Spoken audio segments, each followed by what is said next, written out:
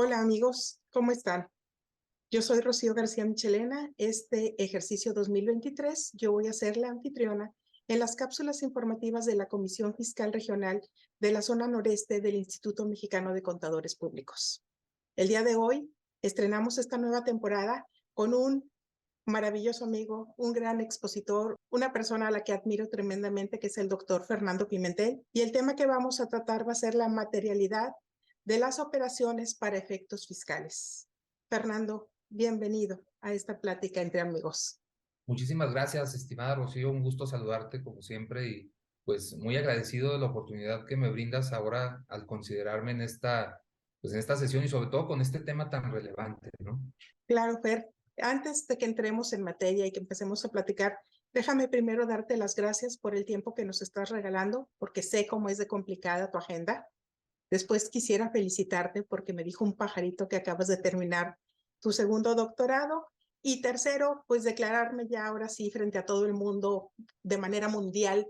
Soy tu fan, amigo. Soy tu fan y una admiradora de tu trabajo porque eres realmente una persona maravillosa, Fernando. Muchas gracias. Fer, Te agradezco. Muchas gracias. entremos entonces en materia. Cuando hablamos de materialidad, vienen a mi mente conceptos fuertes. Viene a mi mente el Código Fiscal de la Federación, artículo 69b, viene la palabra EFO, viene la palabra EDO, viene también una palabra muy de moda y algo complicada que se llama materialidad. ¿Nos puedes hablar un poco de estos conceptos, por favor, Fer? Sí, con mucho gusto, Rocío, con mucho gusto. Coincido con tu comentario que hablar de materialidad, pues es involucrar una serie de figuras, una serie de actos pues que no se puede ver o que no se conciben de una manera aislada. Es decir, las presunciones, que de entrada son muchas, las que reconoce el Código Fiscal de la Federación, 69 mismo, que es una presunción muy natural, muy clara por excelencia, y en términos generales fiscalización, ¿no? Entonces coincido contigo en que el término de materialidad, por principio de cuentas, ni siquiera se encuentra definido en un ordenamiento legal, que en todo caso podría ser el código, pero no es así, y que es un concepto convalidado, es un concepto pues que se ha aceptado en nuestro sistema jurídico fiscal como parte de los precedentes que la Corte o que el Tribunal Federal de Justicia Administrativa han reconocido como posible, es decir, que la autoridad pueda cuestionar la materialidad y pues válidamente podríamos decir, entonces, ¿qué es materialidad si no está conceptualizado? Bueno, la materialidad no son más que los elementos de prueba, que pueden ser documentos, que pueden ser fotos, videos, circulares, acuerdos, permisos, licencias, bitácoras, agendas, cualquier cosa que dé cuenta o que acredite o que logre la convicción, pues de que los hechos o los actos sucedieron. Entonces, pues hablamos de circunstancias a través de las cuales se pueda advertir que el acto jurídico en cuestión efectivamente se llevó a cabo, ¿no? Fer, pero también estás de acuerdo conmigo que tú puedes presentar la materialidad del hecho, pero siempre quedamos en las manos de la persona que nos está revisando, que en este caso es la autoridad. Y eso a veces es complicado de probar.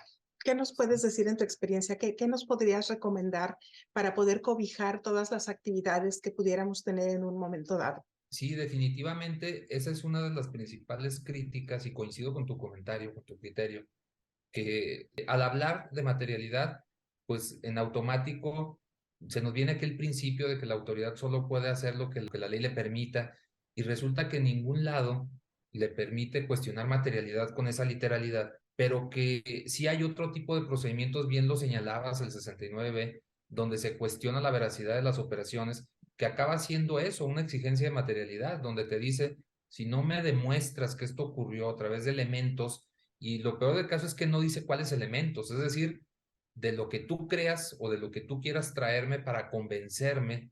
Y ahí comienza la problemática porque estamos frente a normas múltiples que parten o que surgen de una presunción, pero que no son normadas ni regladas, es decir, que no está claro dentro de la ley, pues bajo qué instrumentos, bajo qué parámetros, en qué proporciones yo voy a poder llevar cierta documentación o cierta información aportada y poder desvirtuar una presunción, pues que verdaderamente logre esa satisfacción de la materialidad. Entonces, es cierto lo que tú comentas, definitivamente es algo de lo que más criticamos y cuestionamos, pues de que la autoridad podría decir, a mí me puedes traer toneladas de materialidad y simple y sencillamente no me convences, puesto que no hay nada que diga que con eso me tienes que convencer. Y partiendo de eso, pues hablamos de una subjetividad, hablamos en concreto, como lo diríamos los abogados en términos de derecho, pues de una incertidumbre jurídica, es decir, de una falta de, pues, del 16 constitucional, una violación a la garantía, ¿no? Así es, Fer. ¿Qué nos recomendarías tú como fiscalista, Fer, que tuviéramos de papeles o cómo podríamos integrar un expediente con la finalidad de mostrar la materialidad de la operación que estamos defendiendo?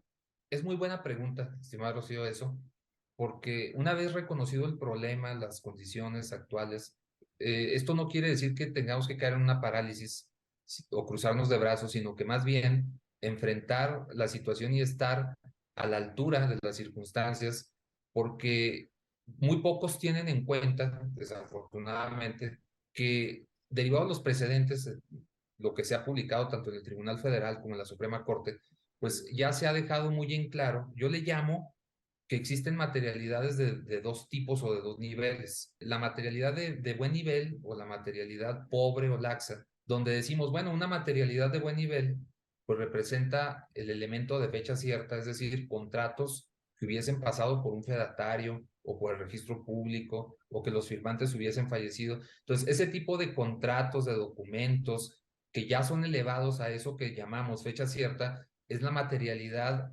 potencialmente necesaria o digámoslo efectiva, pues para poder superar una presunción, no solo en sede administrativa o ante la autoridad, sino incluso pues ante un reclamo ya en un procedimiento jurídico. Entonces, definitivamente, el hacernos llegar de contratos, el hacernos llegar de acuerdos, de circulares, lo decíamos ahorita, de bitácoras, de permisos, de licencias, de agenda, de documentación y de información de buena fuente y sobre todo, qué mejor que fuera de fecha cierta, eso nos brindaría pues una garantía o nos daría una oportunidad en el caso no solo de tratar de convencer a la autoridad, Rocío, sino incluso, pues si lo lleváramos a tribunales. Ahora, bien decías, hablar de materialidad es hablar de EFOS, es hablar de EDOS, es decir, muchos están en la frecuencia de que la materialidad solo la requiere aquel que es acusado como un posible simulador,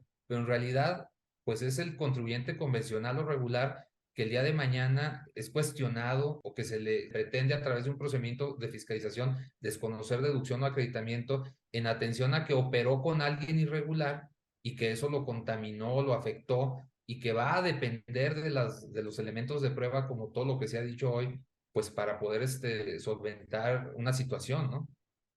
Claro, digamos entonces que como decía mi mamá, papelito habla. Es correcto, totalmente de Nosotros, acuerdo con...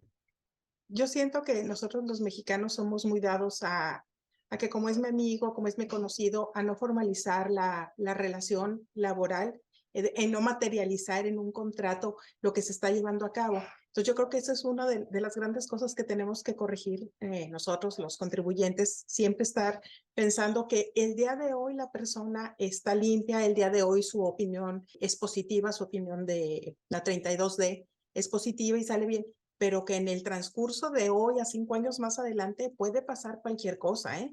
Y entonces necesitamos pues tener papelitos para demostrar que sí estamos actuando de buena fe. Pero ya que estamos en este tema, dinos, ¿qué es un EDO y qué es un EFO? Para poderlos distinguir por si alguien en el transcurso de esta plática pues no está familiarizado con el término. Bueno, pues es un buen punto el aclarar para nuestros amigos que nos escuchen que la denominación EFOS representa empresas que facturan operaciones simuladas, lo que se conoce también en el ambiente como empresas fachada o factureras. Y EDOS es la empresa que deduce esos comprobantes de aquellas empresas que son decretadas como simuladores y que entonces EDOS es empresa que deduce operaciones simuladas, el receptor, el que le da efecto fiscal a los comprobantes, ¿no? Muy bien, Fer. Gracias por la aclaración. Es importante. Fer, ¿qué pasa cuando dentro de la lista del terror, la del 69B, un proveedor nuestro pasa a la lista de definitivos? ¿Qué hay que hacer? ¿Qué pasa con nuestra deducción? ¿Qué pasa con el IVA que acreditamos? ¿Nos puedes platicar un poco de eso? Sí, con todo gusto. Mira, el 69B es un artículo que consta de 10 párrafos actualmente. Los primeros 4 van enfocados o encaminados a ELEFOS, al facturero, y el octavo y noveno se refiere o habla del que lo recibe, de los comprobantes. Entonces, en ese sentido, claramente tú lo señalas, dices, ¿qué pasa con aquel que recibió facturas que posteriormente su proveedor acaba siendo enlistado? Bueno, pues lo dice por ahí el mismo octavo párrafo, que cuenta con 30 días a partir de la publicación del EFO, del facturero, pues para acudir a demostrar la materialidad. Ahí dice que demostrar la adquisición de los bienes y recepción de servicios como tal, pero que en términos de prácticos, pues es eso, es ir a demostrar que todo ocurrió. Y en ese sentido, si no acude, pues a partir de esos 30 días, corre el riesgo de que le ejerzan facultades de comprobación y le determinen créditos desconociendo la deducción y el acreditamiento de las operaciones, o incluso otro tipo de consecuencias como podría ser la restricción de los certificados en términos del 17H bis fracción quinta, que se quede sin facturar simplemente. Entonces, o le podría ocurrir una auditoría o le podría ocurrir una restricción de certificados. Con suerte, nunca lo molestan, o a lo mejor nada más lo exhortan o a través de invitaciones. Entonces, es algo muy impredecible, pero que seguramente pues sí podría traer una consecuencia en el caso de que esto ocurriera. Aquí lo preocupa, Fer, aparte de la deducción, es pues que se interrumpen plazos, ¿verdad? Plazos importantes dentro del Código Fiscal de la Federación, como el guardar la documentación. Si no logro comprobar la materialidad, pues obviamente tendré que hacer y rehacer declaraciones anuales, informativas de DIOT, pagos provisionales, si hubo complementarias, compensaciones, o sea, todo el trabajo que viene a ser el tener un proveedor que no cumpla con todos los requisitos o que ya esté como firme en el 69B. ¿Qué opinas, Fer? ¿Qué me puedes contar de esto? Sí, definitivamente es uno de los efectos más lamentables y más catastróficos, porque mira, sucede, estimada Rocío, que probablemente, como seguramente y no dudaría que fuera el caso de ustedes operaron con un proveedor de manera regular, es decir, le compraron el servicio, el bien, lo que fuera, pero que ese proveedor ante una irregularidad, probablemente a lo mejor ni siquiera es un facturero, o a lo mejor sí, eso solamente él lo sabe, pero pues eso les afecta a ustedes.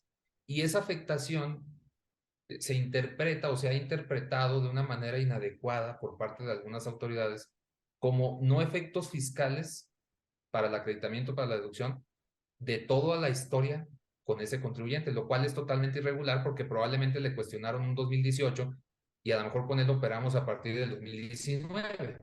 Entonces, cuando la redacción del artículo dice de tales comprobantes, el juzgador ya lo ha señalado, dice, pues esto solo trae los efectos al ejercicio cuestionado, es decir, pues al periodo que le reprocharon o le recriminaron al supuesto facturero, y la autoridad en ocasiones no lo ha visto así. En ocasiones te dice, pues simplemente del año que tengas y que aún ya hubiesen pasado 5 años, te solicito la complementaria y el pago, porque lo contrario te restringo certificados. Y eso representa, como bien lo señalabas, creo que con muy buen análisis jurídico en la materia fiscal, lo decías tú, traería entonces refrendar o revivir los periodos de la fiscalización en términos del 6.7 del código, porque si presentamos hoy una complementaria 2014, pues será a partir de hoy los 5 años que la autoridad tiene para determinar un crédito fiscal en el caso de querer ejercer facultades. Entonces, es todo un trabajo, es toda una labor, representa pues mover cifras, representa mover coeficientes, representa incluso hasta el pago de PTUs en una de esas que se hubiese movido también, y trae toda una escalada de circunstancias verdaderamente pues que desfavorecen, y ahí es donde nos cuestionamos, estimado Rocío, hasta dónde la conveniencia de una defensa fiscal, pues que dejen claro que no por la irregularidad de otro, pues tendría que estar haciendo todo eso y viviendo esas consecuencias, ¿no? Nada más que, bueno, pues también ya es hablar de palabras mayores, irnos a un pleito con la autoridad, ¿no? Es complicado, es largo, pero habría que hacer cuentas, a ver si vale la pena hacer demandar lo que a veces sí, ¿eh? A veces sí es conveniente y también para ir sentando precedentes es importante que nos defendamos. Es correcto, totalmente de acuerdo. Así es. Pero pues se nos termina el tiempo. Danos, por favor, regálanos un super tip para poder demostrar materialidad, por favor. Sí, mira, una recomendación que creo que va al caso y que puede ser de mucha utilidad es el considerar también el análisis, la observancia de las listas de los presuntos CEFOS, ya que eso nos serviría de mucho, puesto que nos estaríamos anticipando a los acontecimientos. Es decir, la gran mayoría de los softwares, de los desarrollos, hoy verifican las publicaciones de los CEFOS definitivos y es correcto y es adecuado, incluso con bandejas que tienen por ahí un historial de los comprobantes recibidos y demás, pues para que puedan ubicar en el momento en que alguno de esos proveedores resulta enlistado como un simulador definitivo. Eso es muy correcto, pero también creo que da una oportunidad muy grande el tener un desarrollo informático que nos advierta de las listas de presuntos, porque a partir de eso podemos empezar a trabajar pues en el ordenamiento, en el integrar los expedientes, los documentos, ir recabando los elementos que seguramente vamos a requerir, dada la estadística, que son pocos los que acreditan pues el haber verdaderamente celebrado operaciones, y eso nos daría un margen de tiempo más amplio, y adicionalmente, que probablemente se tome la decisión de suspender operaciones con ese proveedor hasta que se defina su situación jurídica. Entonces, ¿por qué? Porque pues todo este tiempo que sigamos operando podría ser un reproche para nosotros a futuro en cuanto a la deducción o el acreditamiento de estas operaciones. Entonces, yo creo que sí es muy sano, estimada Rocío, y que eso creo que puede ser de mucha utilidad para quienes nos escuchan, de tomar sus precauciones y de tomar sus consideraciones desde la lista de presuntos y no esperarnos a la lista definitiva. Perfecto, amigo. Entonces, concluyendo, debemos cuidar la operación, debemos tener un expediente de cada uno de nuestros proveedores y, sobre todo, debemos estar en constante vigilancia de las listas que publique la autoridad para poder ver en qué situación nos encontramos, adelantarnos a la situación. Fer, te agradezco muchísimo tu tiempo. Te quiero mil. Gracias, gracias, gracias. Amigos, así llegamos al final de esta cápsula. Nos vemos en la próxima. Bye. Gracias, un abrazo, hasta luego. Le damos la bienvenida y le agradecemos a nuestra nueva conductora, Rocío García Michelena, a nuestro invitado del día de hoy, el doctor Fernando Pimentel Martínez, quien además de ser contador público, es licenciado en Derecho. Cuenta con una maestría en Impuestos y otra en Derecho Fiscal. Es socio fundador de la firma Pimentel Consultores Fiscales. Además de ser un excelente asesor fiscal, acaba de terminar su segundo doctorado en impuestos por parte de la Universidad Autónoma de Zacatecas. Amigas, amigos, los invito a compartir la información que aquí les presentamos a través de las cápsulas informativas de la Comisión Fiscal Regional Zona Noreste. Nos vemos en nuestra próxima emisión. Gracias.